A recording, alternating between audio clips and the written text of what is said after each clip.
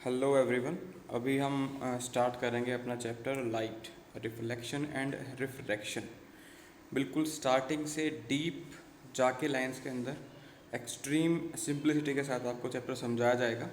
इसके बाद का जो पार्ट है, आफ्टर रीडिंग द कंटेंट, हम अपना जूम क्लास पे कंटिन्यू करेंगे।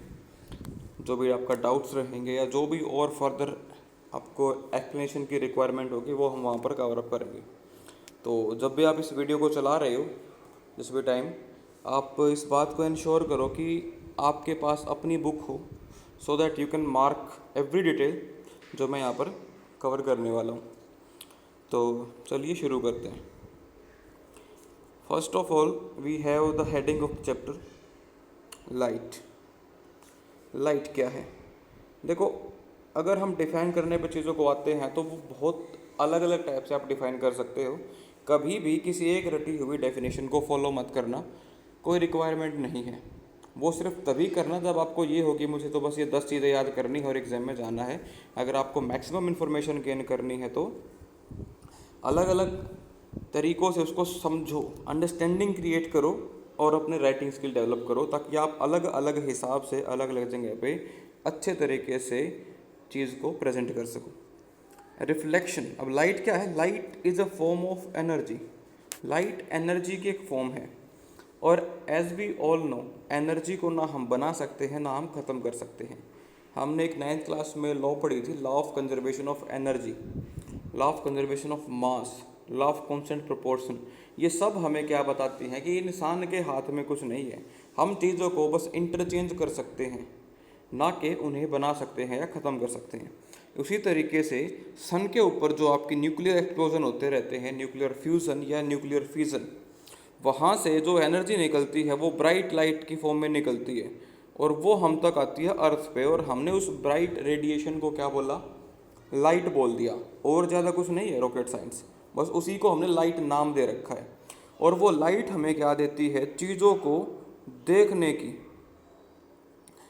जो है चीज़ों को देखने की, समझने की कैपेसिटी देती है।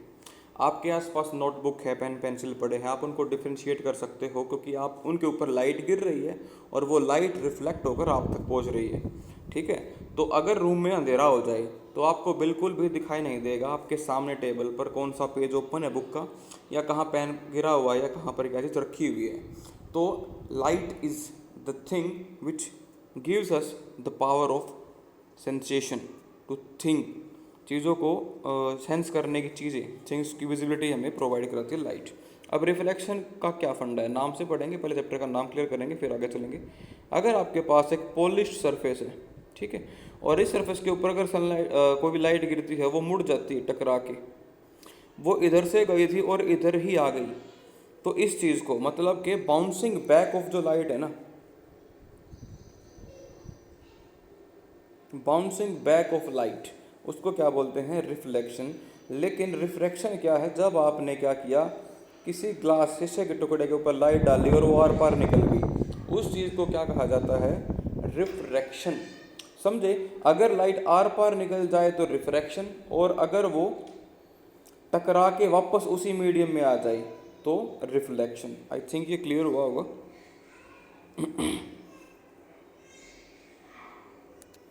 नेक्स्ट हम आते हैं अपनी चैप्टर की जो लैंग्वेज है, मेन ये रहेगा हमारा।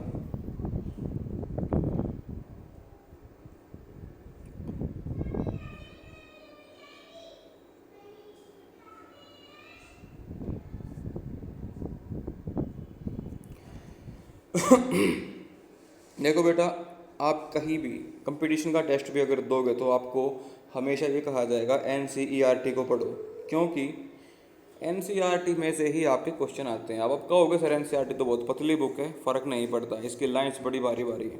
अभी समझाएंगे, समझना और देखना। जब आप एक ये NCERT को कम्प्लीटली पढ़ लोगे, मेरे पास आप कोई भी बुक उठाना, जो आपका सिलेबस पार्ट है, कुछ भी बाहर नहीं मिलेगा, और कैसा कुछ भी नहीं मिलेगा जो आपको आता ना हो। हाँ, अदर देन सिलेबस होगा तो उसके बारे में तो हम ज़्यादा डिस्कस करेंगे, तभी समझ पाएंगे। लेकिन जो इस बुक से रिलेटेड होगा वो आपको सब आता मिलेगा, और आपके बोर्ड एग्जाम से रिलेटेड। स्टार्ट करते हैं। We see a variety of object in the world around us. हम अपने आसपास इस वर्ल्ड में बहुत कुछ देखते हैं। हर चीज़ हमें दिखाई देती है। आप भी आप अपने चारों तरफ देख सकते हो। However we are unable to see anything in the dark room, लेकिन अंधेरे में हमें कुछ दिखाई नहीं देता। On lighting up the room the things become visible. Light on होते ही कमरे की चीज़ें आपको दिखाई देनी शुरू हो जाती है। अब क्वेश्चन आ गया, what makes thing visible. NCERT के अंदर से बीच में क्वेश्चन छिपे होते हैं, तो ये हर एक क्वेश्चन का आंसर आपको आना चाहिए। तो किस चीज़ ने आपको विजिबिलिटी के लायक बना दिया? लाइट ने, क्योंकि अंधेरे में लाइट नहीं थी तो कुछ नहीं दिखाई दिया। जैसे ही लाइट ऑन करी आपको सब कुछ दिखाई देने लग गया। During the day the sunlight help us to see object. अभी दिन के समय में आप जब वहाँ भी देखोगे, सनलाइट आपको वहाँ तक दिखाई देगी और उस सनलाइट की हेल्प से आप चीज़ों को देख सकते हो। एन ऑब्जेक्ट रिफ्लेक्ट, अब ये वर्ड है ना रिफ्लेक्ट, इसका मतलब होता है चीज़ों को परावर्तित करना, चीज़ों को रिफ्लेक्ट करना। Light that fall on it, हर चीज़ जो अपने ऊपर गिरती हुई लाइट को रिफ्लेक्ट कर सकती है वो आपको दिखाई दे जाएगी। This reflected light when received by our eyes, जब ये रिफ्लेक्टेड लाइट हमारी आंखों तक पहुंचती है तो हम उस चीज़ को देख पाते हैं। देखो कैसे होता है।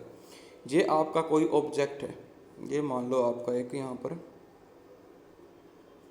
कप है, मान लो कोई,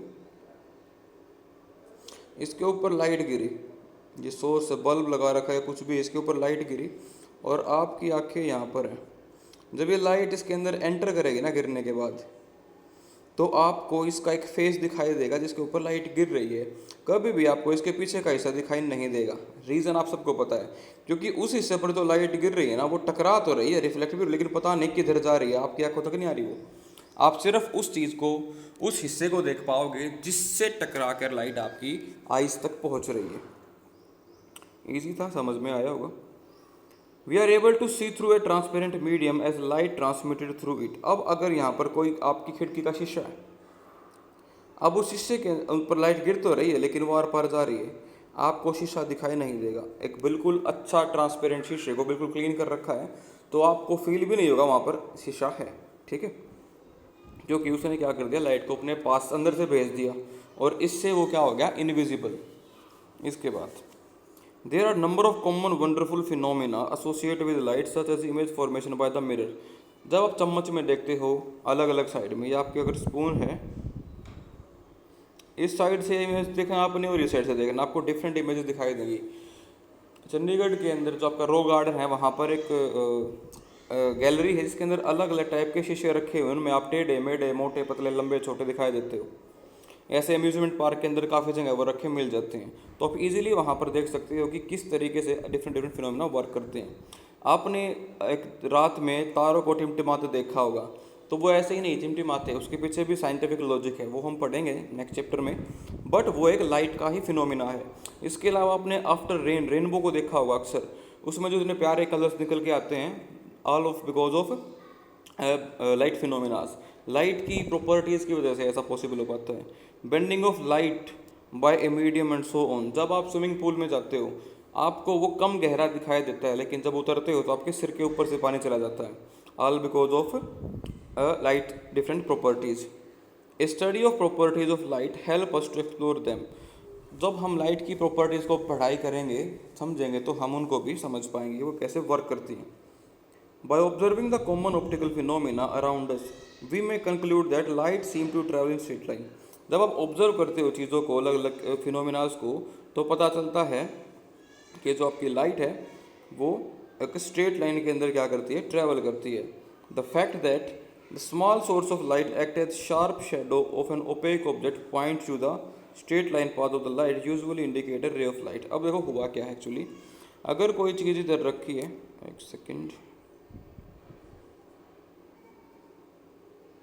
अगर कोई चीज़ बीच में रखी है, इधर ही मान लो, और इधर सोर्स ऑफ लाइट है, तो इसकी शेडो आ जाएगी इधर। ये लाइट इस हिस्से में तो लाइट रहेगी लेकिन यहाँ पर कोई लाइट नहीं रहेगी, all because of the straight line nature of light. Light सीधा जाएगी इधर भी और इधर भी, लेकिन इस हिस्से में कोई लाइट नहीं आएगी, और इससे पता चलता है कि light travels in a straight line. इसको भी पढ़ेंगे जो ये बीच वाला कंटेंट है, लेकिन पहले अपना पैसेज पूरा करते हैं। In this chapter we shall study the phenomenas. इस चैप्टर के अंदर हम अलग अलग फिनोमिनास पढ़ेंगे। of reflection and refraction of light using straight line propagation of light. These basic concepts will help us in the study of some of the optical phenomena in nature.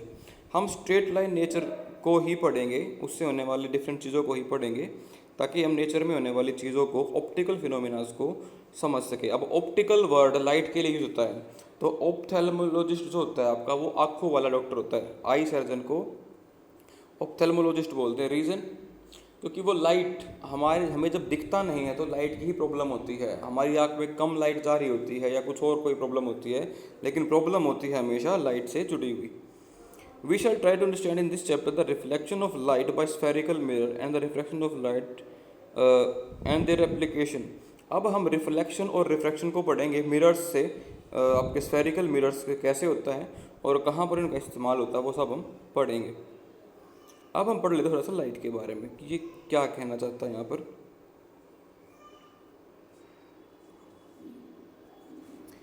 If an opaque object on the path of light become very small, light has tendency to bend around it, not walk in straight line. अगर कोई बहुत छोटा article है और इधर से काफ़ी सारी लाइट आ रही है, तो ऐसा नहीं होगा कि यहाँ पर अंधेरा रहेगा, लेकिन वो लाइट बैंड हो जाएगी इधर से।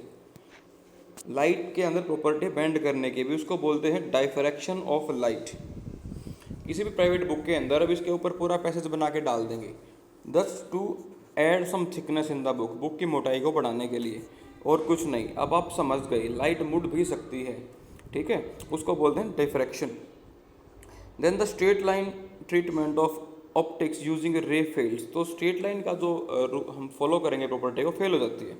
To explain phenomena such as diffraction light is through as wave. तो हम कहते हैं कि लाइट वेव की तरह चलती है, तो इससे क्या होता है, वेव नेचर भी आ जाता है, जो कि हम पढ़ेंगे हायर क्लास में। Again at the beginning of 20th century, it became known that the wave theory of light often become inadequate for the treatment of the interaction of light with matter, and light often behaves somewhat like stream of particle. हालांकि कुछ बोलते हैं कि light behave करती है stream of particle, photons हम उनको बोलते हैं, एनर्जी पैकेट्स जो लाइट की बीम के अंदर होते हैं। तो इसके ऊपर भी काफ़ी कन्फ्यूजन चला। This confusion about the true nature of light continued for some year. कई सालों तक पजल रहेगी क्या बोल रहे हैं इसको, वेव नेचर बोले, पार्टिकल नेचर बोले। फिर आई modern quantum theory of light which light neither wave और नॉर पार्टिकल। उसने क्लियर किया कि ना तो लाइट आपकी वेव पार्टिकल है, ना ही वो आपकी पार्टिकल मैटर है, ठीक है, वेव नेचर भी नहीं है और पार्टिकल नेचर भी नहीं है।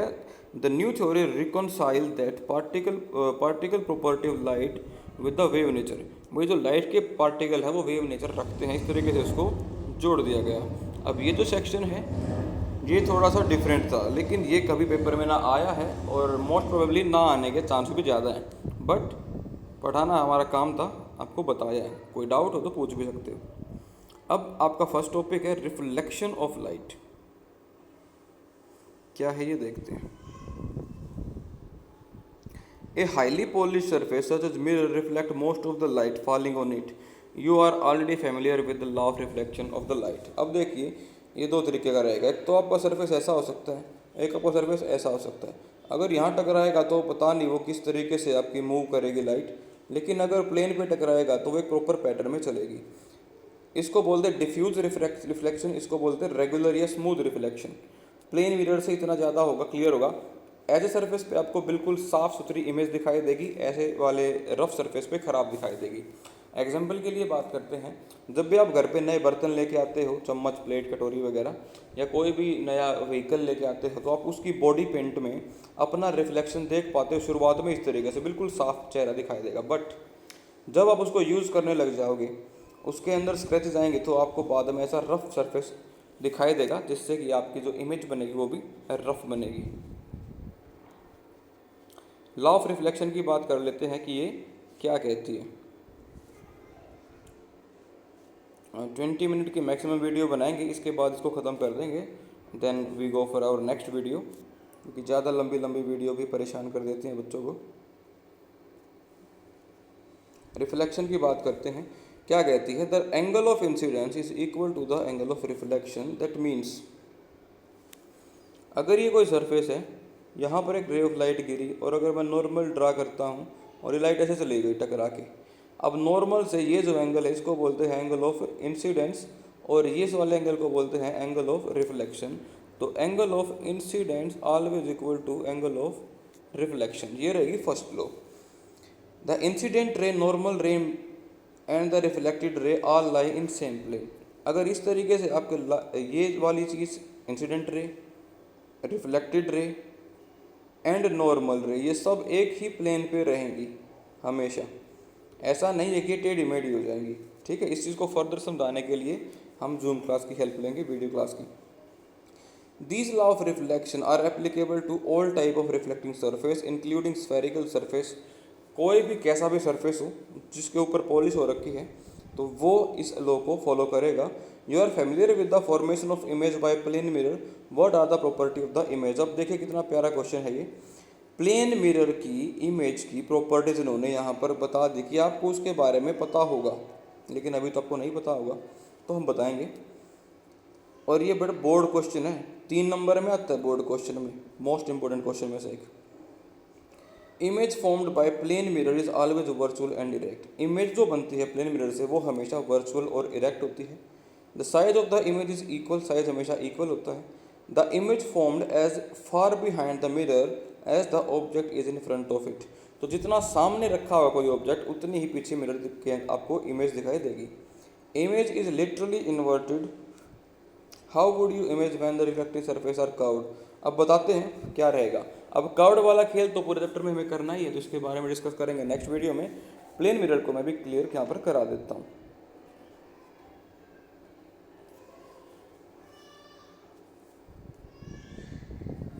देखिए एक्चुअल में होता क्या है, अगर हम एक बोर्ड ले लेते हैं, आपका मिरर हमने ले लिया, मिरर है, इसके पीछे हमने सपोज करो पॉलिश कर दी,